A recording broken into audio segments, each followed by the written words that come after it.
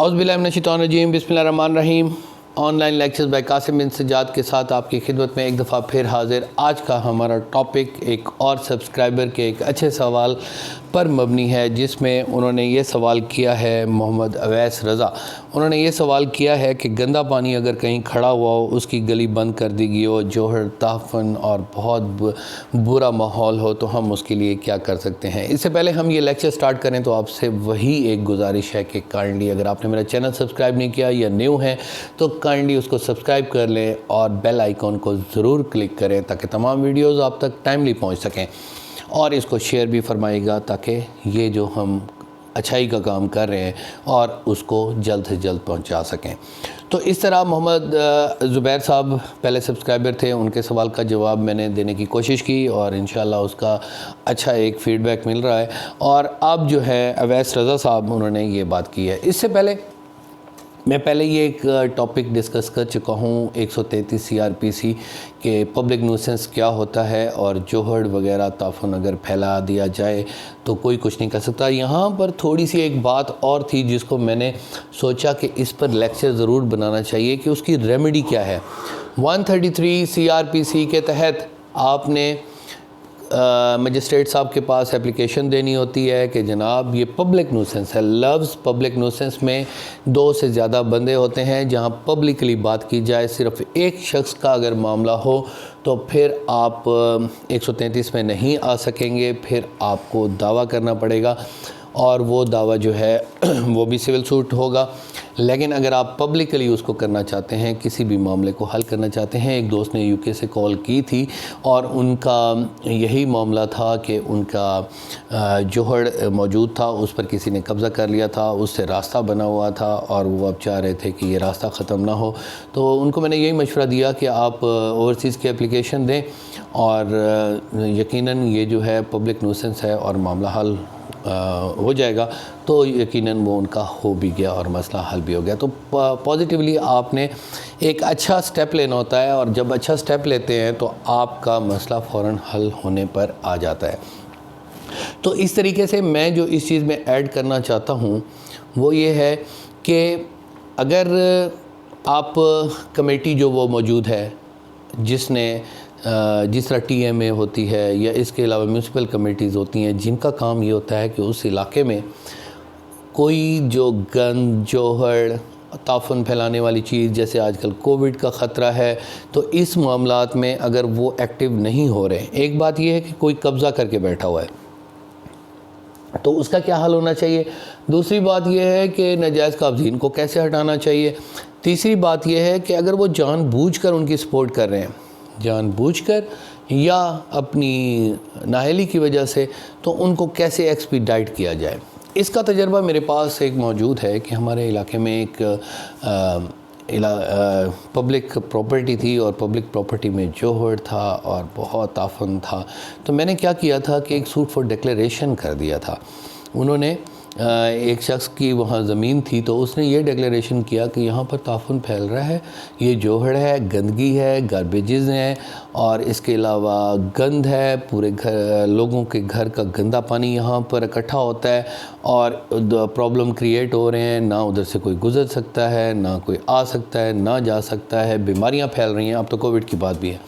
تو ان کے اوپر میں نے کر کے حکم امتناعی عارضی کے ساتھ تاکیدی کیا تھا کہ ان کو تاکید کی جائے کہ یہ فوری طور پر اس کو ہٹا کر آئیں، اور ساتھ ہی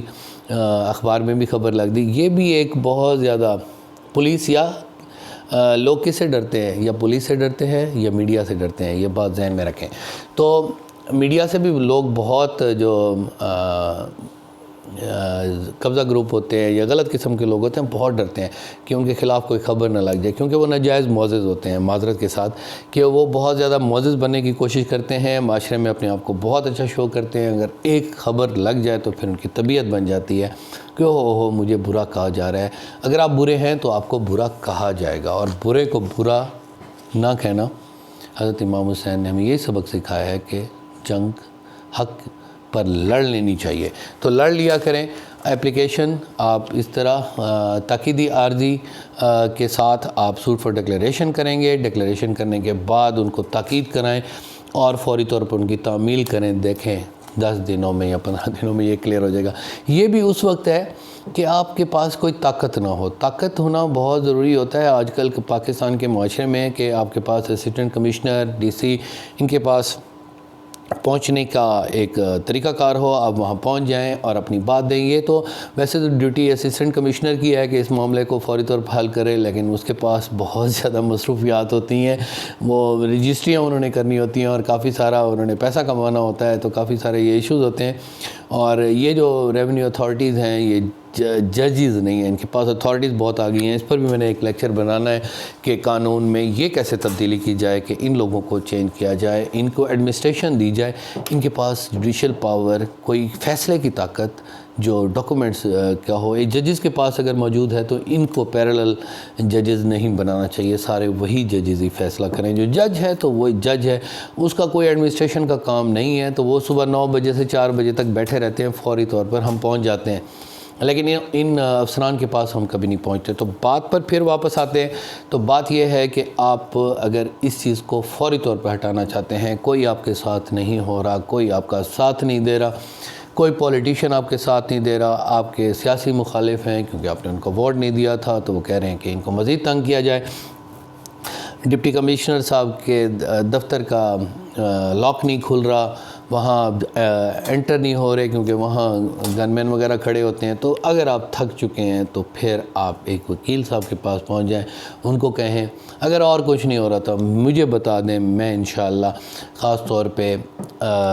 جو ہے کوشش کروں گا کہ اگر وہاں تک پہنچ سکوں تو پہنچ جاؤں۔ ویسے میں ایک انٹروڈکٹیو ویڈیو اپنی بنا رہا ہوں جس میں میں بتاؤں کہ میں کیا ہوں، کچھ نہیں ہوں، لیکن یہ بتانا ضروری سمجھتا ہوں کہ میں کہاں رہتا ہوں، کدھر میری پریکٹس ہوتی ہے، کیونکہ کافی سارے دوستوں کو نہیں پتہ ہوتا۔ میں بتاتا ہوں اپنا نمبر میرا کیا ہے اور میں اس سے کانٹیکٹ کس طریقے سے کیسے کیا جا سکتا ہے، تو وہ بھی انشاءاللہ میں ویڈیو بنا رہا ہوں۔ تو فوری طور پر